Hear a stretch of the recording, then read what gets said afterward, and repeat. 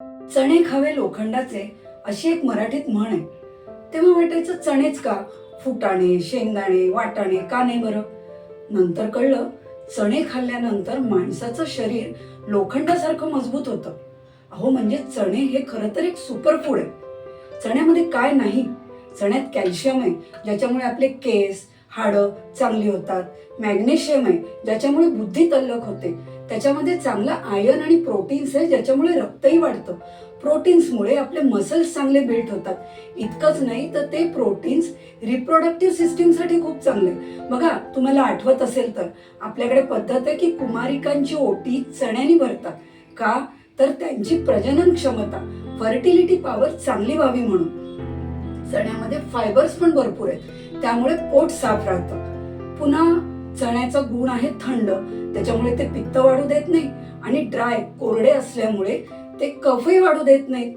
त्याच्यामुळे आपल्याला सर्दी खोकल्यामध्येही चणे खाता येतात, काविळीमध्ये चणे खाता येतात. चणे खाल्ल्यामुळे काय होतं, पोट खूप वेळ भरलेलं राहतं आणि त्यामुळे पुन्हा पुन्हा खाण्याची इच्छा होत नाही. साहजिकच ओबेसिटीमध्ये वजन कमी करण्यासाठी चण्यासारखा मस्त आहार नाही.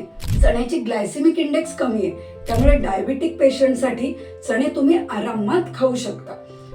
आता एक लक्षात घ्या की चण्यामुळे कोरडेपणा असल्यामुळे कदाचित वात वाढू शकतो, पण म्हणून आपल्याकडे काय पद्धत आहे, चणे शेंगदाणे खा. त्यामुळे काय होतं, चणे आणि शेंगदाणे एकमेकांना कॉम्पेन्सेट करतात आणि पित्त आणि वायू वाढू देत नाही. आपल्याकडे बघा ना, सणावाराला चण्याचेच पदार्थ करण्याची पद्धत आहे.